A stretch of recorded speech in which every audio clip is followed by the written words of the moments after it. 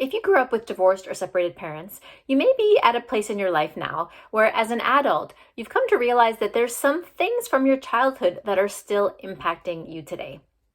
You may be wondering, how do I overcome those challenges? How do I learn to live or think or act or even respond differently to the people in my life and even to your own inner dialogue? I realize there are times when generalizations are helpful and sometimes where they're not helpful. So if you're listening to this as a child of divorce and you're not relating to the things I'm saying, then that's totally fine. Please just stop the video. I'm speaking from my own experience, of course, as a child of divorce, but through lots of books I've read, research, conversations, interviews I've done with other people. But I recognize that not every child of divorce is the same. Of course we're not. Of course we're full of different experiences, different perspectives, different responses, and that's totally good, normal, and beautiful.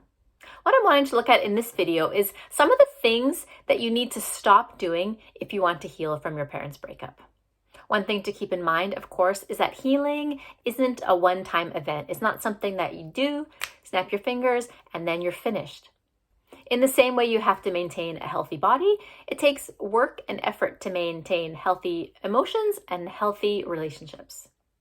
In terms of setting expectations for healing and growth, it's worth remembering that if it's been 10 or 15 or more years since your parents broke up, and now you're trying to look back and explore and how to move forward, it's not going to happen in a matter of weeks or months.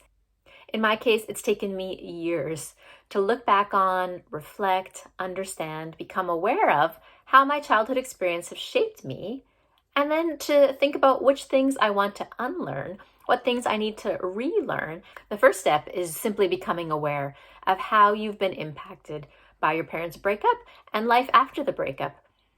One example of something that I've become aware of in my life is that as a child, I felt a lot of pressure to keep secrets from each parent.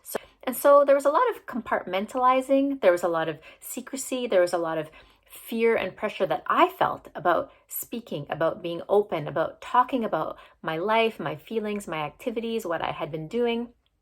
As a result, whenever I was around any family members, I always felt like I had to guard myself, what I said. And this hesitancy, this need to keep secrets or protect my parents, really created some challenges in my relationships with my family members. And as I look back, I realize how much I missed on having deep relationships with my aunties, my uncles, grandparents, and cousins because I was always afraid of saying too much. Now, when I make connection between what I learned as a child and my adult relationships, I realized that for much of my adult life, I was always holding back on what I shared with people. I was always afraid of saying too much or of revealing secrets. There were a lot of walls and barriers, internal walls and barriers that prevented me from really going deep with even close friends.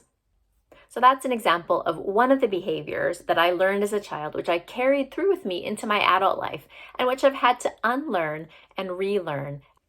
All right, so one of the first things that can prevent you from moving forward in your healing journey is pretending that your parents' breakup wasn't a big deal. As long as you continue to downplay, ignore, or gloss over the impact of your parents' breakup on you personally, you won't be able to move forward. A second thing is numbing yourself and your emotions with any activity, any substance, such as food, social media, shopping, drinking, exercising, staying busy.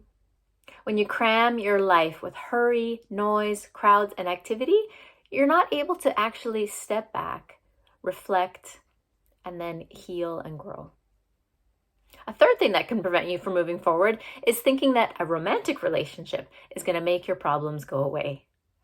For many years, I thought if I could just find the right person, then I would no longer struggle with the feelings of rejection, the personal doubts I had, the insecurities, and so on.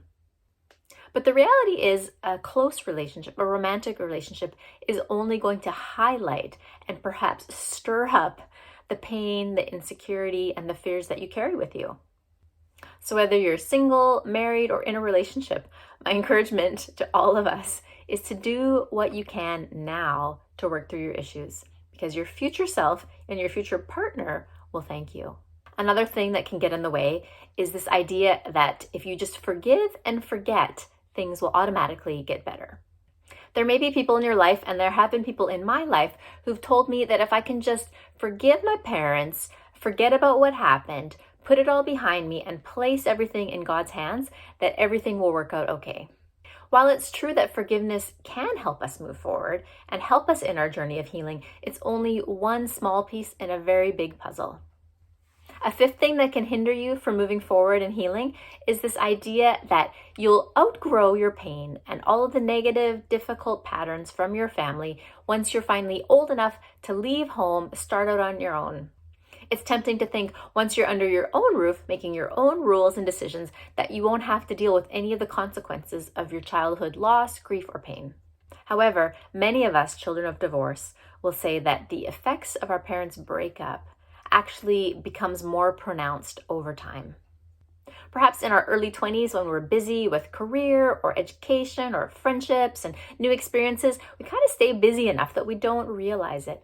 But at some point, maybe late 20s, early 30s, or when we do start a significant relationship, or we have children of our own, or when we're facing a crossroads in our life, we realize that we're lacking some of the important relational and emotional skills that are going to help us to be successful in life. And a final point for this video of things that can get in the way of your healing journey is focusing your energy on meeting the needs of people around you. Many of us children of divorce are people pleasers, and we've come to believe that keeping people happy is the best way, or maybe the only way, to get the love that we want. Many of us have come to believe that unless we're offering something to somebody else, whether that's affection, encouragement, support, practical help, that they simply will not need us anymore, and that they'll push us away, reject us, or leave us. But putting all of our energy and focus on the needs of other people can actually become an escape, a way for us to avoid looking at our own issues and needs and pain. So as you listen to this video, I wonder if you can relate to any of those 6 things that I mentioned. If so, let me really encourage you. Self-awareness is a huge step to moving forward, and without it, it's actually impossible to move beyond where you are now. If you found this video helpful and would like to learn more about the experience of adult children of divorce, please like and subscribe to this channel.